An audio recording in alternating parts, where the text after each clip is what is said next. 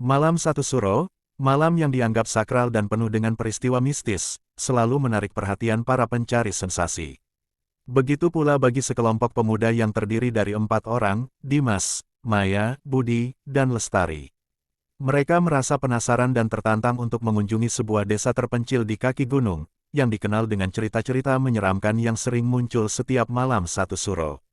Desa itu, bernama Desa Ngelarang, terletak jauh dari keramaian kota. Diceritakan bahwa pada malam Satu Suro, banyak penduduk yang enggan keluar rumah, karena mereka percaya pada legenda yang berkembang di sana. Konon, malam itu adalah waktu di mana batas antara dunia nyata dan alam gaib semakin tipis. Mereka berempat memutuskan untuk melakukan perjalanan pada malam tersebut, berharap bisa merasakan sensasi mistis yang selama ini hanya mereka dengar dari cerita-cerita orang. Di tengah perjalanan, suasana di jalan menuju desa mulai berubah.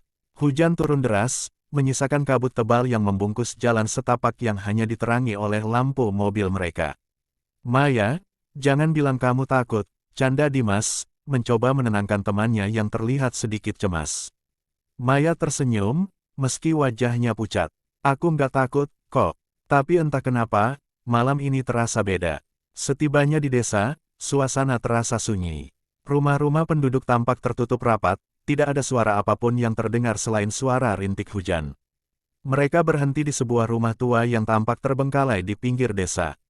Di sana, mereka berencana untuk bermalam, menghabiskan waktu hingga tengah malam dan merasakan pengalaman mistis yang sering diceritakan oleh para penduduk. Namun, begitu mereka melangkah masuk ke dalam rumah itu, hawa dingin yang mencekam langsung menyelimuti tubuh mereka. Lantai kayu berderit, seakan mengirimkan suara aneh yang menggema di seluruh ruangan. Lestari membuka jendela untuk melihat keadaan luar, namun yang terlihat hanyalah kabut pekat dan pohon-pohon yang bergoyang pelan meski tidak ada angin. Kenapa rumah ini begitu sunyi? Tidak ada suara ayam atau binatang lainnya, Budi bertanya dengan nada khawatir. Maya merinding, mungkin memang sudah lama tidak ada yang tinggal di sini. Tiba-tiba, dari dalam rumah terdengar suara seperti bisikan. Semakin lama, suara itu semakin keras, seakan berasal dari arah langit-langit rumah. Mereka pun segera memeriksa setiap sudut ruangan, namun tidak menemukan apapun yang mencurigakan. Hanya saja, semakin lama suasana menjadi semakin berat dan tegang. Malam pun semakin larut. Di luar, suara hujan dan angin menjadi semakin kencang. Tak lama, lampu minyak yang mereka nyalakan mulai padam satu persatu, meski angin tidak menyentuhnya. Ketika Dimas mencoba menyalakan api lagi, tiba-tiba sebuah suara menggelegar terdengar dari arah luar rumah. Siapa itu? Tanya Lestari, suaranya hampir berbisik. Mereka keluar dan mendekati sumber suara, namun yang mereka temui hanya kabut tebal dan ketenangan yang semakin mencekam. Lestari yang merasa ketakutan mulai merasakan ada yang mengikutinya, seperti ada bayangan yang bergerak cepat di belakangnya.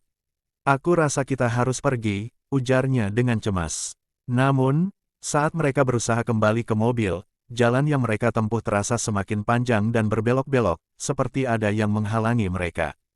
Keempatnya merasa seolah-olah mereka terjebak dalam waktu yang tidak bisa mereka kendalikan. Tiba-tiba, Maya terjatuh dan pingsan di tengah jalan. Dimas dan Budi berusaha membangunkannya, namun Maya terbangun dengan mata yang kosong, menatap mereka dengan tatapan yang penuh ketakutan. Ada yang mengawasi kita, Maya berbisik dengan suara yang serak. Mereka tidak mau kita pergi.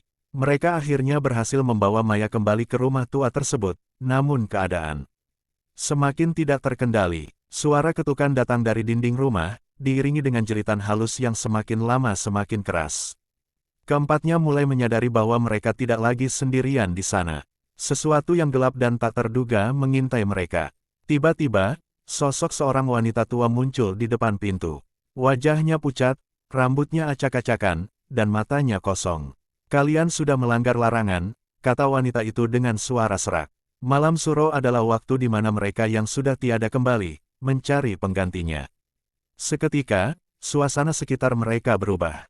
Kabut semakin tebal, dan keempat pemuda itu merasa seolah-olah ada banyak sosok tak kasat mata mengelilingi mereka. Suara bisikan halus semakin terdengar jelas.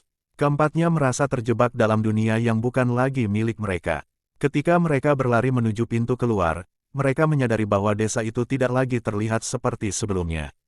Jalanan menjadi kabur, dan pintu gerbang desa terbuka lebar, menuntun mereka ke dalam kegelapan malam yang tak berujung.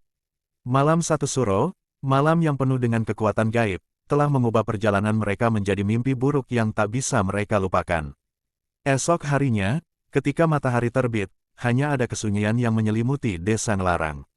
Tidak ada jejak pemuda-pemuda yang berani menantang takdir di malam itu, hanya jejak kaki mereka yang terhapus oleh kabut dan hujan. Namun, di balik kabut, siapa yang tahu apakah mereka benar-benar pergi?